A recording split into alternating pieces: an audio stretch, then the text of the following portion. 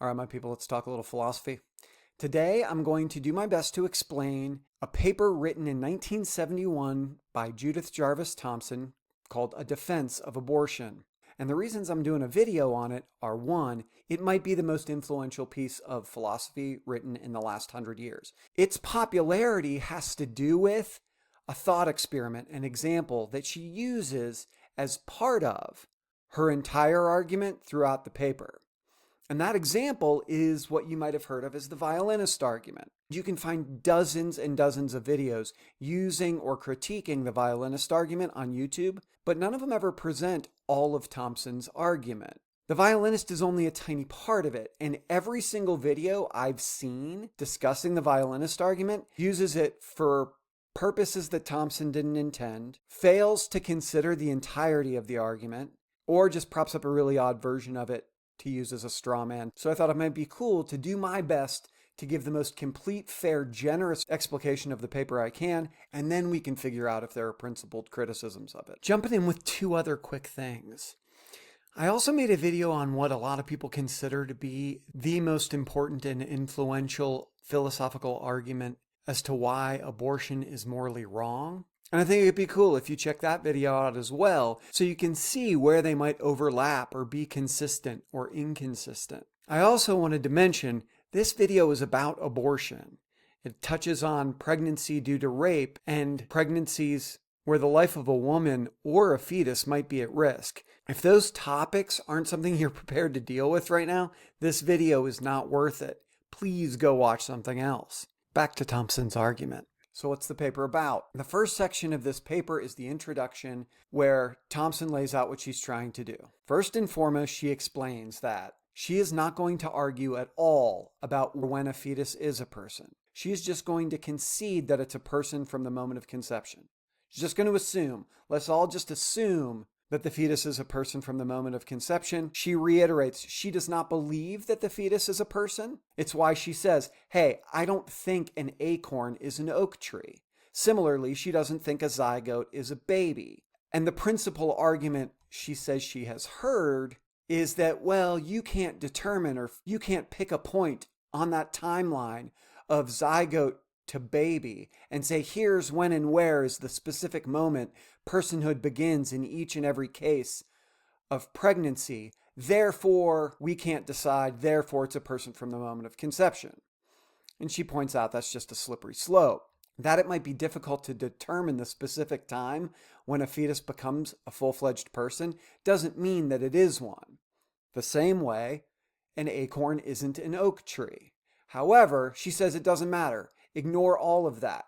She's just going to assume that a fetus is a person from the moment of conception in order to see if a fetus is a person from the moment of conception, will it be the case that all abortions are impermissible? And this I'm going to give a little interjection because of how you've heard the violinist argument used in the past, or because of the popular sorts of abortion debates you might have heard. It's easy to assume that this argument's going to be about something it's not. So first and foremost, this paper is not about the rightness or wrongness of abortion overall. At no point in time does Thomson ever claim that she's arguing all abortions are right, all abortions are wrong, or trying to establish that they're right or wrong. This paper is about arguments. It's critiquing an argument. It's a counter-argument. And the argument that she's focused on are arguments that proceed from the premises the fetus is a person, the fetus has a right to life, and that right to life demands that we not permit abortions. If there are some secondary concerns she has, she does want to call attention to the question of whether or not legally prohibiting abortion is required if the fetus is a person from the moment of conception. And lastly, she might be trying to call attention to what she perceives as an inconsistency with regard to how these sorts of arguments consider the personhood of the fetus, but may fail to recognize the personhood of the woman involved in the same way. So what is this argument that she is criticizing? And that argument goes something like this. The fetus is a person. Every person has a right to life. Therefore, the fetus has a right to life. Although the woman, of course, has bodily autonomy and has the right to do what she wants with her body and dictate what's done to and inside her body, someone else's right to life trumps that bodily autonomy because their life is at stake. Since someone's right to life trumps someone else's autonomy, abortions may not be performed. And if you want to see the evidence for how and why I know that's the argument she's attacking, and exclusively the argument she's attacking at this point, just look to the paper. She says it. This is what she's talking about. So that is all we can judge her on at this point, is she successfully critiquing this argument? And the way she's going to start the critique of this argument is with the famous violinist example. And I'm sure many of you have heard this before, so I'll just kind of speed run through it. You wake up in a hospital, lying in a bed, back to back with some person you've never met before, and you come to realize you're in a hospital. The director of the hospital comes up to you and says, "Hey, I'm the director of the hospital. Sorry to break it to you, but the Society of Music Lovers kidnapped you last night and plugged you into this violinist. This violinist is the greatest violinist in the history of ever, and so they want to keep this violinist alive. The problem is the violinist has a kidney issue. That kidney issue is going to kill him if they don't have you strapped to them. The Society of Music Lovers knows that you're the only person on the planet with the ability, because of your unique body chemistry, to save the violinist's life. But fear not, you're only going to have to be strapped to them for 9 months. At the end of 9 months, the violinist's kidneys will be healthy again and they can go on their merry way and you'll be out of here. Sorry, as the director of the hospital, I had nothing to do with the kidnapping. I didn't, but I can't unplug you now because you're keeping the violinist alive, and although you have the right to do what you want with your own body, violinist's life's at stake now. So sorry, you're out of luck." And that's the argument. Now, after presenting the case, the very next thing Thomson does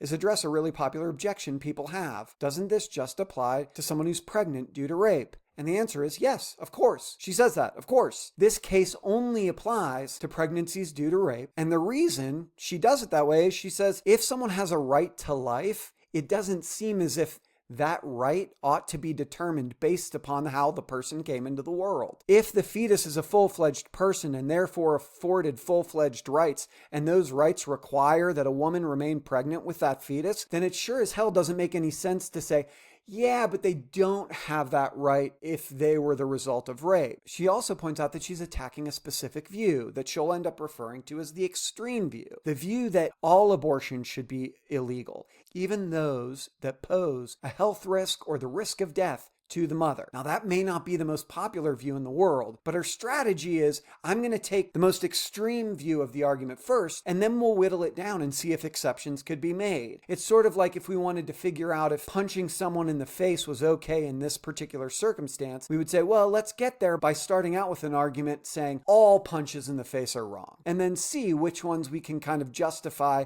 and give reasons to permit. That's what she's doing here. She's saying, let's start with the argument that says all abortions are wrong, and then see what abortions we can justify saying are wrong or shouldn't be permitted. Another quick interjection, only because I looked at a bunch of YouTube videos having to do with the violinist, and every single consideration of the violinist argument from an anti-abortionist I found attempts to minimize or dismiss the argument by saying, yeah, well, clearly this is just about rape, and the vast majority of cases of pregnancy have nothing to do with rape. Well, there's one thing I want to point out. If, as many of these anti-abortionists claim, we don't really need to consider cases of rape because the numbers are so small, I will remind you that even if we take the most conservative anti-abortionist interpretation of the data, the minimum reasonable number of abortions that terminate a pregnancy due to rape is 4 times the number of third trimester abortions. So if pregnancies due to rape ought not be considered because they're so rare, certainly third trimester abortions ought not be considered because they're 4 times as rare. So the arguments she considers for the extreme view go something like this. Performing an abortion would be directly killing an innocent child. If we do nothing, even if the mother's life is at risk, we aren't killing the mother, nor are we aiming at the death of the mother. In killing the child, one would be killing an innocent person because the child hasn't committed any crime and the child isn't aiming at the mother's death. Because of that, directly killing an innocent person is always impermissible. Therefore, the abortion might not be performed. And I want to call attention to that 4th premise because it's the one she says is missing from almost all of these arguments, and it can be filled in a number of different ways. Killing an innocent being is always impermissible. Directly killing an innocent person is murder, and murder is always impermissible. One's duty to refrain from directly killing an innocent person is more stringent than to keep someone from dying. And the last one, if one's only options are directly killing an innocent person or allowing a person to die, one must allow the person to die, and therefore the abortion may not be performed. Having specifically laid out these arguments, she returns to the violinist case to demonstrate that the extreme view, for now she's just working on this extreme view, the one that says all abortions are wrong and impermissible. She's going to say, hey, go back to that violinist case, and what if the director of the hospital told you, sorry, it's not just that you're going to walk out of here, it's that you're going to die. There's a really good chance you're going to die if you don't unplug yourself. Thomson says, hey, if there's anything in the world I'm going to say that you're allowed to do, if you were kidnapped, plugged in, and your being plugged in leads to the risk of your own death, then you can unplug yourself. The violinist didn't do anything wrong. They're totally innocent. Your unplugging yourself will kill them. But if your life is at risk, if there's anything we know about self-defense and when it's justified, it's this. You can unplug yourself even though the violinist has a right to life, and so it would seem that it can't be that all abortions are impermissible. At least those abortions in a case of rape where the mother's life is at risk have to be allowed. So still working with that extreme view, she says, well, maybe the response to this will be that it's not a case of unplugging yourself from the violinist or unplugging yourself from a pregnancy. We have to rely on a third person to do it. And maybe we can't allow a third person to do the bidding of the pregnant woman. And Thomson makes a really interesting point here. She points out that, well, the entirety of the anti-abortionist argument is that they are justified in advocating for a person, the fetus. Well, the mother can't unplug herself from the fetus. She can't reliably or reasonably be expected to perform her own abortion. If you're going to say it's okay for someone to advocate for someone's personhood in one situation, it seems likely you ought to allow that a third person can advocate for someone else's personhood as well. And she has another thought experiment to illustrate this. Imagine a person is trapped in a little tiny house, and there's a giant baby growing in it, like Stay Puft Marshmallow Man from Ghostbusters growing giant baby, that eventually will explode the house, crush the person, and the baby will walk out just fine because it's the Stay Puft Marshmallow Man from Ghostbusters. But the woman in the house would be crushed. So maybe the argument is, hey, if you came across this crazy circumstance, you as a bystander couldn't be like, oh my God, I can't choose. How can I choose between the Stay Puft Marshmallow Man and the woman? I can't be expected to go in there and laser the Stay Puft Marshmallow Man and explode marshmallow goo all over the place. That doesn't mean the woman in the house couldn't kill the Stay Puft Marshmallow baby in order to save herself. Even if the Stay Puft Marshmallow baby's a full-fledged person, even though they haven't done anything wrong, it seems justified, Thomson thinks, for the person to kill the baby out of self-defense. But perhaps the anti-abortionist is thinking of it in a different way. Maybe they're seeing the woman as the house and having the same rights as the house, which would be none, because the house isn't a person. But Thomson wants to point out, no, the woman is both the house and a person. And this analogy may seem crazy, but there are plenty of cases of something like an ectopic pregnancy that could very much be a case of a fetus developing in a way that's going to kill a woman.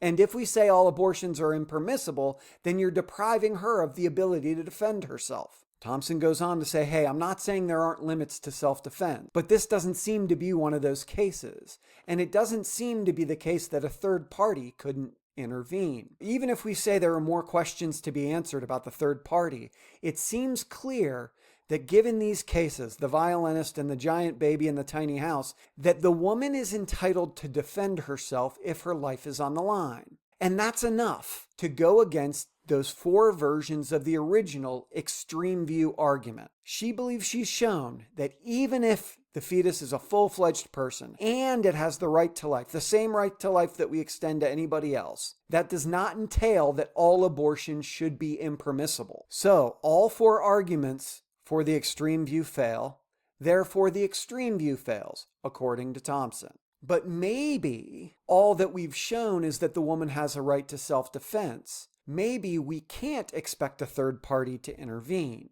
And to handle that, she's going to give us another thought experiment involving a winter coat.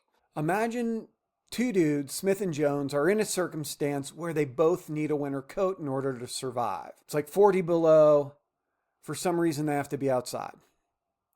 Jones grabs a coat and throws it on and heads outside. However, the coat was Smith's. It's Smith's coat. And you're the bystander, or I'm the bystander. If we take that coat from Jones and give it to Smith, Jones will die. Thomson's point is, the coat belongs to Smith, so even though our taking the coat from Jones might result in his death, we are just in returning the coat to its owner. And she thinks that's the exact sort of decision that would need to be made when one's determining whether or not the fetus has priority to the woman's body as a resource, or the woman does if she's at risk of dying. Because, Thomson points out, the woman's body belongs to her. And this is going to lead to an interjection that's based on, I did a few abortion videos a while ago. In it, I put an argument that I'm going to flesh out and do another video on that centers around property. Thomson believes that if you don't own your own body, you don't own anything. Her reasons for it have to do with rights, and those rights that she believes are natural and those rights that she believes are conveyed by any rational, just legislating body. But for many anti-abortionists, property rights are derived from the initial natural condition of our owning our bodies and being able to do what we want with them. A brief kind of Lockean conception of private property illustrates this. Something becomes mine when I use my labor to make it mine. I pluck the apple from a tree that no one owns. Now the apple's mine because I did the work of plucking it. If we don't own our body, then really we can't have any private property at all. And there's been a number of conservative commentators who will vehemently defend the notion that private property is unbelievably important and that it's being violated left and right, and who also believe private property becomes private property because we choose what to do with our bodies in order to earn stuff and own stuff. And there's a real tension there that needs to be explored. If you really believe in strong private property rights with regard to a house because you earned that house with labor and work that was the result of you choosing what to do with your body, then private property rights are likely going to have to extend to a human being and their body. I'm not saying that necessarily leads one way or another with regard to abortion, but it has to be considered if you're a firm believer in private property.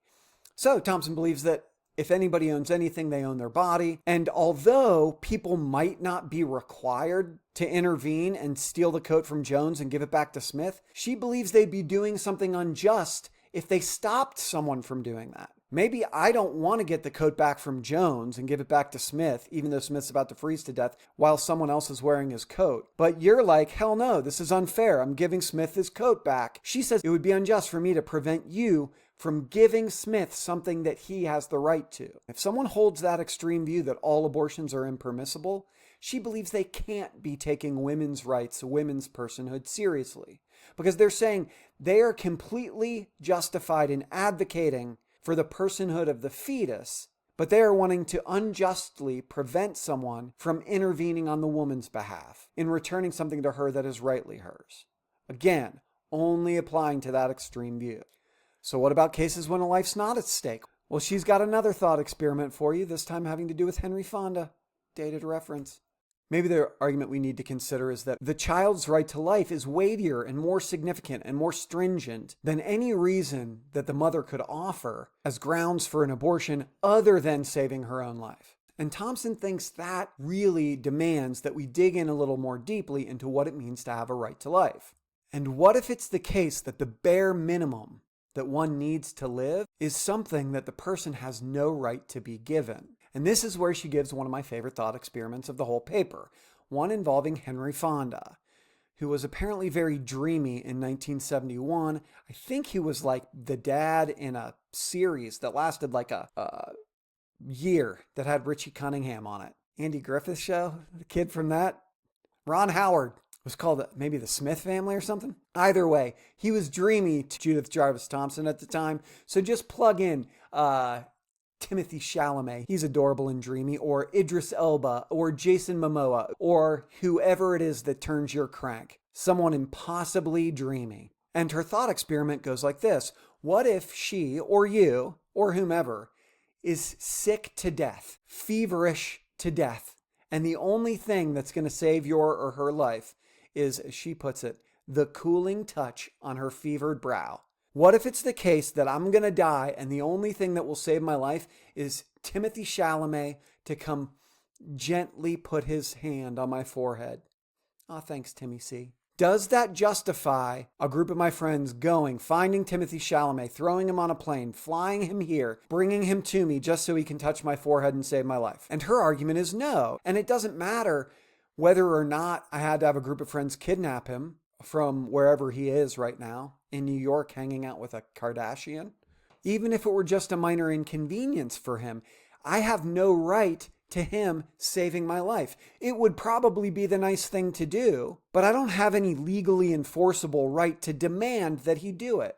And we can now return to the violinist again. The violinist has no right to your kidneys. It is not his due, as she puts it. The violinist similarly has no right that prevents anyone else from unplugging you from the violinist. The right to life, according to Thomson, does not entail the right to use or the right to continued use of another person's body, even if you need that other person's body for life itself. We don't have mandatory organ donation. We don't have mandatory blood donation. We don't have mandatory bone marrow donation. We don't have mandatory Timmy C touching me on the forehead. And no, that's not a euphemism for anything, you sickos.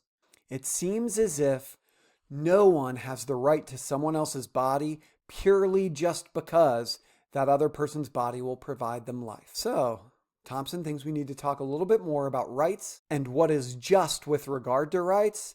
And to do it, we'll talk a little bit about a box of chocolates. So maybe the right to life amounts to the right to not be killed. And that's what makes cases of abortion so different. And she gives us an example to introduce a conception of justice. Imagine two brothers who are given a box of chocolates at Christmas, and the older brother takes the box of chocolates and eats all of them and won't give the younger brother any of them. She says that is a perfect example of injustice. The younger brother is being treated unjustly because the box of chocolates was given to both of them. And that's what she's saying illustrates why the unplugging from the violinist might be killing him, but is not unjust. It's possible the right to life doesn't amount to the right to not be killed. It amounts to the right to not be killed unjustly. And the only reason she can see how people might try to argue that a woman having an abortion is unjust is if we think of the woman's body like that box of chocolates. Maybe the woman's body isn't hers. Maybe the woman's body was given to both the woman and any potential child she may ever have equally. And maybe we can illustrate how and why her body belongs as much to the fetus as it does her in cases that aren't rape, when the woman voluntarily has sex. Maybe then the woman is partly responsible for the fetus, therefore it has a right to her body the same way both brothers had the right to the box of chocolates. Thomson even interjects here that she thinks that the anti-abortionists have focused so much on establishing the personhood of the fetus, they don't focus enough on establishing that the woman might have some sort of special relationship with the fetus because the fetus is dependent upon the woman. And it's something that's just unbelievably prevalent with regard to YouTube discussions of abortion. Thomson's giving the opponent ammunition. Why? Because she's trying to find the truth. She's trying to find the best argument. She's not trying to win or own or destroy. She's trying to say, here's what it would take for your argument to maybe work. Let me give it to you. And when you look at the YouTube videos that have to do with abortion, almost all of them have winning as the priority. I want to convince the other side, or here are the 10 steps to own the opposition, or here are some talking points that you can throw out there in the comments section to try to convince people. And I get it, because if you can't morally justify legally prohibiting abortion, then laws against abortion are the most profound violation of human rights in the United States. And if fetuses are full-fledged persons and have an equal right to life and legal protections as everybody else, and getting abortions is morally wrong, then legal abortion is sanctioned genocide. So I get why people are activists about it, but do not ever pretend that the activist arguments on YouTube are very good. These people have made up their minds and just want to convince you. I'm not an activist. I'm telling you right now, I'm committed to going with whatever the best argument tells me to go with. And A reminder, I'm presenting Thomson's argument as best I can with the occasional interjection that I think is relevant. You have no idea what my stance is about abortion. So in order to tease out whether or not we might be able to say that the woman has a special obligation to the fetus because of some biological imperative, she gives us some more thought experiments. Thomson extends the analogy of the woman's body being like her house. Imagine you live in a house and it's stuffy, so you open the windows, and a burglar gets in. She says it would be insane for someone to say, well, burglars burgle. You knew there was the possibility of one getting in. Now you got to let him stay. And she says the argument doesn't get any better if you say, oh no, it was just an innocent person who happened to stumble and fall in through the window. It isn't the case that getting pregnant is as simple as opening the window and letting a baby drift in through the window. And for those who struggle to get pregnant, they might wish it was that easy. What if babies did float around outside? What if little people seeds were drifting around like cottonwood cotton, but they took hold and would make little plant people? You take every precaution to buy the best screens, the best windows, the best doors, the best storm doors, and still people plant seeds got in and took root in your house. Would you be obligated to say, okay, the plant's here, we got to raise it? Obviously, she's saying this is an analogy for pregnancy. Even if a woman's choosing to have sex, she's not necessarily choosing pregnancy, because there's nothing she can do to completely and totally avoid being pregnant if she's going to have sex. The same way you can't completely and totally avoid being burgled if you have a house and open the window, nor can you completely and totally prevent the people seed from taking root if you have a house and you open the window, because sometimes birth control's defective. None of it's 100%. But even if we say there is some sort of biological connection or obligation, and that it's not like people seeds and it's not like the burglar, the best we could say then is that some abortions are unjust. But we might really just be trying to say that some abortions would be morally wrong or indecent, or someone committing them is doing something shitty. So she wants to return to the violinist again and say, hey, let's say you wake up, violinist case, and they just say, oh, well, you're only going to have to be here for an hour. She would say, yeah, you're kind of a jerk. You're kind of an asshole. You're failing to be a minimally decent human being if you just say, oh, wow, I'm not going to stay here for an hour to save this person's life.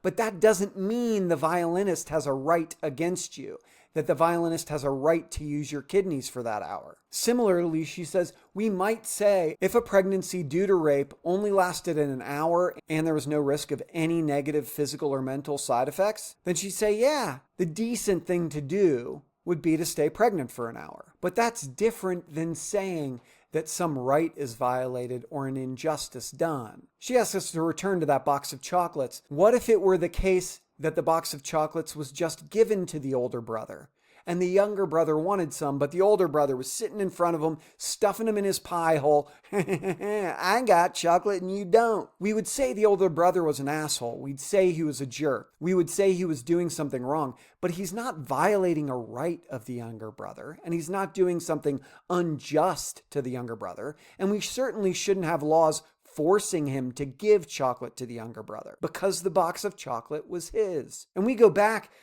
to my boy Timmy C. If he just happened to be in the same town, same room as me when I have my fever, and his cooling touch on my fevered brow is the only thing that's going to save me, I can't force him to come across the room and just touch me on the forehead.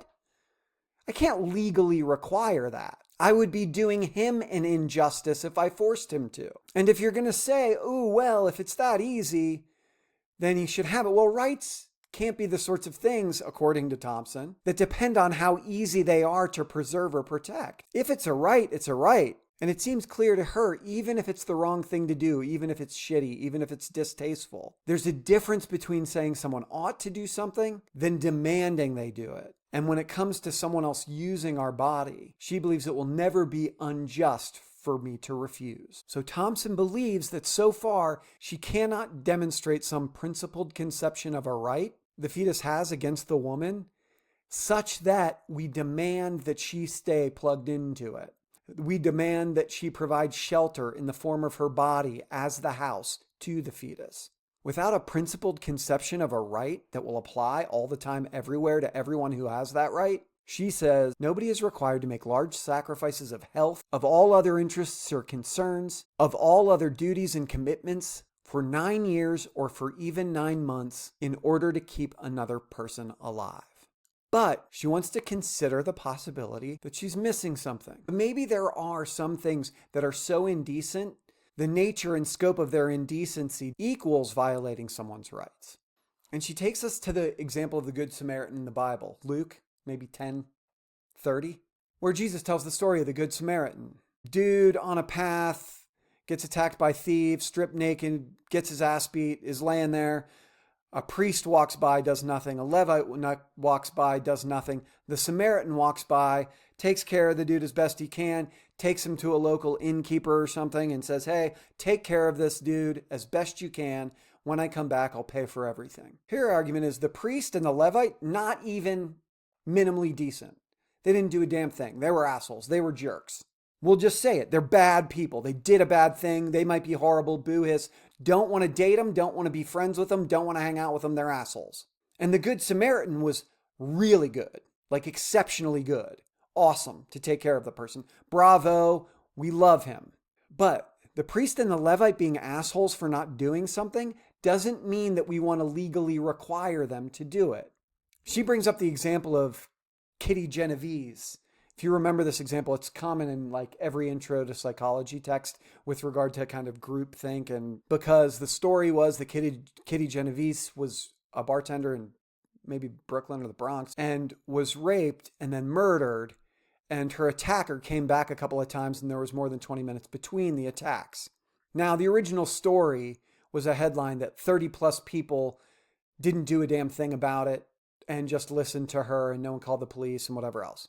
And the facts are that some people did call the police and some people did try to offer her assistance. The fact of the matter is, though, that there were people who did not intervene. There were people who allowed it to happen. It might not have been 30 people, but there were definitely people who heard something and did nothing. All we need for this argument to work is that there was one person who could have intervened and chose not to. And we know that's true. And we also know that no one pressed charges. They didn't go to jail. We don't have laws requiring people to make those sorts of sacrifices for other people. With, Thomson mentions, one notable exception. One more interjection. Having looked at a few videos, there's a number of people who object to this sort of argument by saying, oh yes, there are laws that require we sacrifice ourselves for others, namely the draft, and it applies to men. But that's a separate issue because someone can say, one, the draft is wrong and unjustified. Or they could say the draft is justified, but it has meaningfully relevant differences to abortion. Back to the argument. So there is no law requiring anyone to do near this much for other people in our country. No one is legally required to be a good Samaritan, let alone an exceptional one. And her conception of a good Samaritan brings her back to the violinist example one more time. If you're a good Samaritan and you were to come across the person strapped to the violinist in the circumstance described, couldn't a good Samaritan unplug the person from the violinist? Couldn't they save that person's life? And if your answer is no, she sort of thinks your answer probably has to do with believing that the mother has some sort of special right or obligation to the child.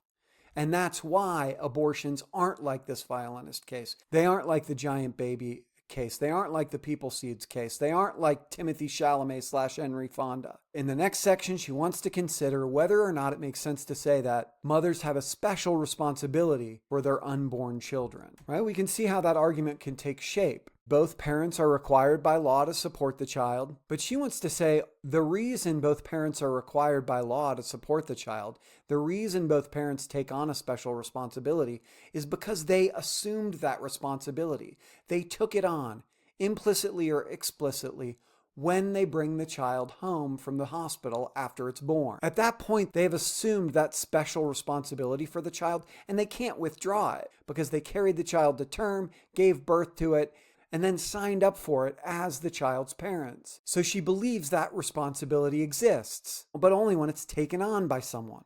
She says parents who are thoughtful and responsible in taking precautions not to get pregnant don't have those responsibilities because they never took them on. There isn't some biological fact that grants rights. They may choose to be good or exceptional or spectacular Samaritans and take on the child even though they didn't intend to get pregnant. But that would be the same as Henry Fonda or Timothy Chalamet choosing to come save my life. One more quick interjection. A lot of times people will talk about some biological or natural connection between a mother and a child, and that mere biology conveys some sort of legal or natural right that the child has to the mother.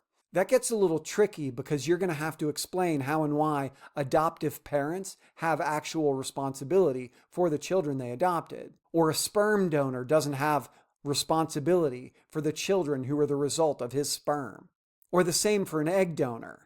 If it's the case that one's biological connection conveys some sort of special right or obligation, you're going to have to square it with those sorts of cases. You're also going to have a huge naturalistic fallacy sort of hurdle to overcome.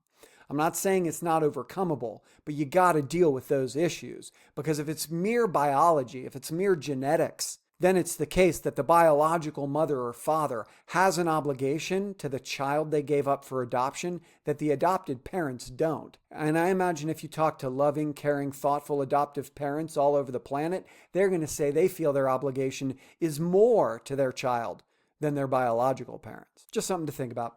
So Thomson finishes off her paper with section 8, in which she highlights 2 consequences of her argument that she thinks that those who want to argue that all abortions are morally permissible are going to be dissatisfied with. She's going to piss off some people from the pro-choice side.